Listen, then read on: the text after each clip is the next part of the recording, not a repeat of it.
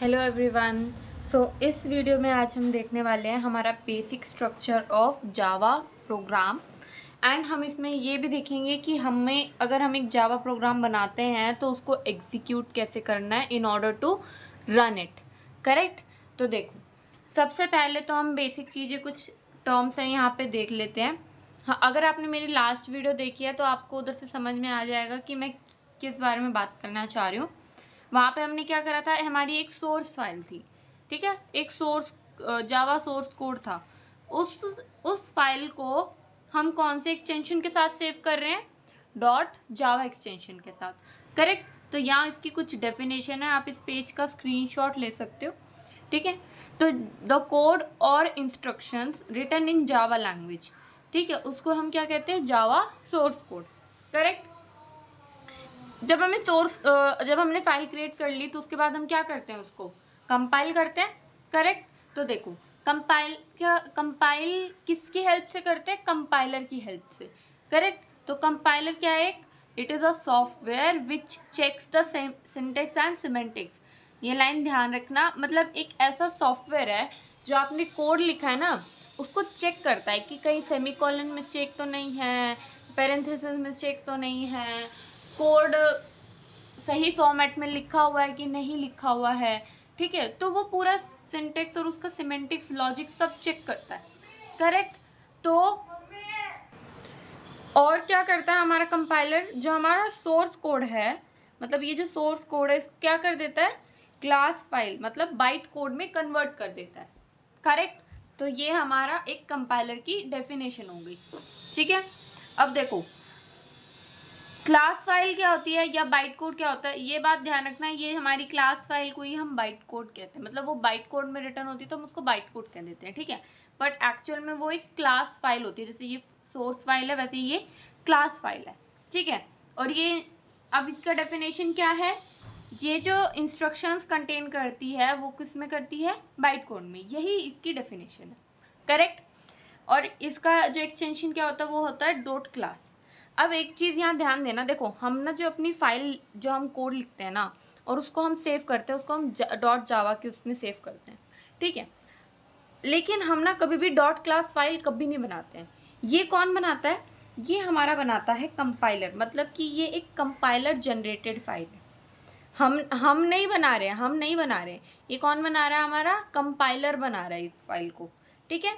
तो it is generated by compiler. तो और ये जो जनरेट होती है वो डॉट क्लास एक्सटेंशन से जनरेट होती है, ठीक है। अब देखो, मैंने यहाँ एक नोट लिखा हुआ है बड़ा प्यारा सा, ठीक है। क्या नोट है?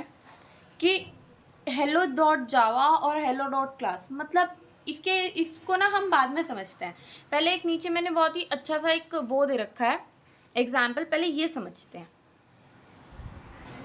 देखो एग्जाम्पल क्या है हमारा, मैंने ना एक ये सोर्स फाइल बनाई है, मतलब ऐसा लगा लो ये मेरा नोटपैड खोला हुआ है मैंने, ठीक है।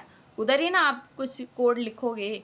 वैसे तो देखो, हम और भी बहुत सारे हमारे एडिटर्स होते हैं जहाँ हम लिखते हैं, जैसे कि हमारा नोटपैड हो गया, ठीक है। एडवांस एडिटर्स भी होते हैं कुछ, जैसे इक्लिप्स हो गया, VS कोड हो गया, ठीक है। तो आप जिस पे भी लिखो वो हम बताएंगे कि क्या कैसे लिखना है, ठीक है। तो अभी के लिए मान लेते कि ये हमारा, मैंने एक वो लिखा, कोड लिखा, ठीक है। देखो कोड क्या लिखा मैंने, तो अगर मैं इसमें कोड लिख रही हूँ तो ये कौन सी फाइल होगी? हमारी सोर्स फाइल होगी, ठीक है। इसमें मैंने ना एक क्लास बनाई। आगे आप पढ़ोगे कि जब भी हमारा कोड लिखते हैं ना तो कोड में सबसे पहले हमारी क्लास फाइल बनती है, ठीक है। क्लास फाइल बनती है, उसके अंदर पहले एक क्लास लिखी, उसका मैंने कुछ नाम दिया, ये मेरा आइडेंटिफायर है, मतलब नेम है। सिंपल लैंग्वेज में बोलो तो ये मेरा एक नेम है, ठीक है, आइडेंटिफायर। मैंने इसका नाम क्या दिया? देखो, ठीक है, हेलो दे दिया मैंने इसका नाम। अब उसके अंदर मैंने क्या बनाया? एक मेन मेथड बनाया। ये तो हमारा एक बेसिक सिंटेक्स हो गया, जो आप एक जावा प्रोग्राम लिखने का एक बेसिक सिंटेक्स। हम आगे पढ़ेंगे यहाँ पे public, static, void, main, string, args, इनका मतलब क्या है, आर्ग्यूमेंट्स, ठीक है, इन सबका मतलब क्या है ये हम आगे पढ़ेंगे। पर अभी ये हमारा एक बेसिक सिंटेक्स है। हम एक क्लास बनाते हैं, उसका एक नाम देते हैं, उसमें हम अपना ये मेथड, वो मेन मेथड लिखते हैं, और उसके अंदर जाने के बाद फिर हमारा जितना भी कोड है, जितना भी लॉजिक्स है वो लिखते हैं। तो ये मैंने एक फ़ाइल बनाई। इस फाइल को मैंने सेव करा hello.java के नाम से, ठीक है। अब यहाँ पे मैंने यही चीज़ लिखी हुई है कि ऐसा देखो, ऐसा ज़रूरी नहीं है कि आप यहाँ पे एक hello.java लिखो और उस जैसे ये जो सोर्स फाइल है इसका नाम हेलो दिया और उसके अंदर जो आप क्लास बना रहे हो उसका नाम भी हेलो दो।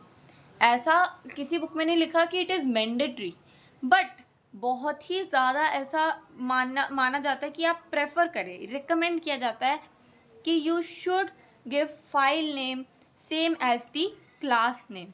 इन दोनों का नेम सेम रखो, नहीं तो आगे चल के आप ही कंफ्यूज हो जाओगे, ठीक है। क्योंकि अभी हम इसको एग्जीक्यूट करेंगे ना, तो मैं पहले सोर्स फाइल कंपाइल करूँगी, तो तब मैं एक वो लिखूँगी सिंटेक्स, ठीक है। उसके बाद जब मैं बाइट कोड मिलेगा उसको फिर मैं एग्जीक्यूट करने के लिए एक और वो लिखूँगी स्टेटमेंट, ठीक है। तो उधर आपको कन्फ्यूजन आएगी, इसलिए कहते हैं कि इन दोनों का नाम क्या होना चाहिए, सेम होना चाहिए, करेक्ट। तो ये हो गया हमारा बेसिक स्ट्रक्चर। अब देख लेते हैं हमारा स्टेप्स टू एग्जीक्यूट। मतलब अगर हमने एक सोर्स फाइल बना ली, चलो उसके अंदर जो हमने कोड लिखा वो तो लिख दिया, ठीक है। अब उसको एग्जीक्यूट कैसे करना है, हमें आउटपुट कैसे लाना है, तो उसका एक ये सारा मेथड है, ठीक है। देखो, सबसे पहले एग्जीक्यूट करने से पहले मैं आपको बता देती हूँ कि आप जब ये एग्जीक्यूट करोगे उससे पहले आपको JDK अपने उसमें डाउनलोड कर लेना है, इंस्टॉल कर लेना है, करेक्ट। वरना उसके बिना आपका ये कुछ रन नहीं होगा, क्योंकि जावा को रन करने के लिए क्या चाहिए होता है, JVM। और JVM किस में होता है हमारा, JVM होता है हमारा JDK में। तो अल्टीमेटली आपको एक जावा किट इंस्टॉल कर लेनी है अपने सिस्टम में, तभी आपका ये सारा रन हो पाएगा, करेक्ट, ठीक है। तो चलो अब देख लेते हैं, जावा वो एग्जीक्यूट कर ली। अब मैंने अपना क्या खोला, कमांड प्रॉम्प्ट, ठीक है, CMD। चलो इसके अंदर मैंने देखो क्या करा, सबसे पहले स्टेप्स देखते हैं। सबसे पहला स्टेप क्या है, create a Java source file. तो पहले मैंने एक सोर्स फाइल बनाई, जो अभी पिछले पेज पे बनाई थी। आपने ऐसे कुछ कोड लिख लेना है, करेक्ट। अब क्या करना है, उस फाइल को सेव कर देना है .java की एक्सटेंशन से, ठीक है। तो ये हमारी मान लेते हैं एक फाइल बन गई, ठीक है, जिसको मैंने सेव करा है hello.java से, ठीक है।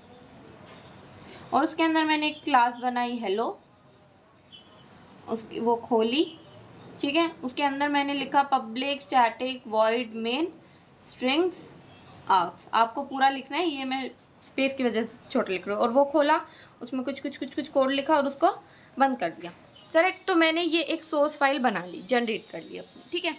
अब क्या करेंगे, इस सोर्स फाइल को मैं करूँगी कंपाइल। नेक्स्ट स्टेप क्या होता है हमारा, कंपाइल करने का।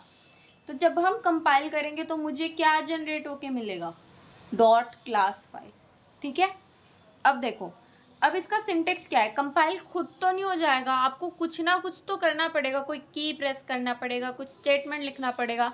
तो वही देख रहे हैं। अब आपने कोड लिख लिया, अब आप देखो इसको वो क्या करोगे, ये कोड आपने लिखा था नोटपैड में आपने सेव कर दिया। अब सेव करने के बाद आप गए अपने CMD में, कमांड प्रॉम्प्ट खोला आपने, ठीक है। खुलने के बाद आपको क्या लिखना है वहाँ पे, syntax, that is Java file name. Syntax बता रही हूँ, लिखना ये नहीं है, ठीक है।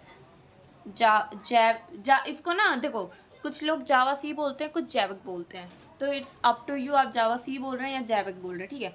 तो ये मैंने लिख लिया जैविक फाइल नेम .java, ये हमारा सिंटेक्स है। अब अगर मैं इस केस की बात करूँ तो मैं इधर क्या लिखूँगी, मैं यहाँ लिखूँगी जैविक फाइल नेम क्या है हमारा, hello.java, करेक्ट। ये करके मैं क्या प्रेस कर दूंगी, एंटर, ठीक है। चलो नेक्स्ट स्टेप क्या है अब हमारा, अब इससे क्या होगा ना, ये हमारा कंपाइल हो जाएगा और कंपाइल होके क्या मिलेगी हमें, class file, .class file, correct. और .class फाइल का नेम क्या होगा हमारा, वो hello.class, करेक्ट। अब हमें क्या मिल गया, हमें ये वाली फाइल मिल गई। थर्ड स्टेप देखो, एग्जीक्यूट क्लास फाइल। अब ये जो क्लास फाइल मिली है ना, अब हम इसको एग्जीक्यूट करेंगे। एग्जीक्यूट कैसे करते हैं क्लास फाइल को, या फिर हमारे बाइट कोड को हम एग्जीक्यूट कैसे करते हैं? With the help of JVM। देखो, अब with the help of JVM इसको एग्जीक्यूट करेंगे। तो एग्जीक्यूट करने का सिंटेक्स क्या होगा हमारा? सिंटेक्स देख लेते हैं फटाफट।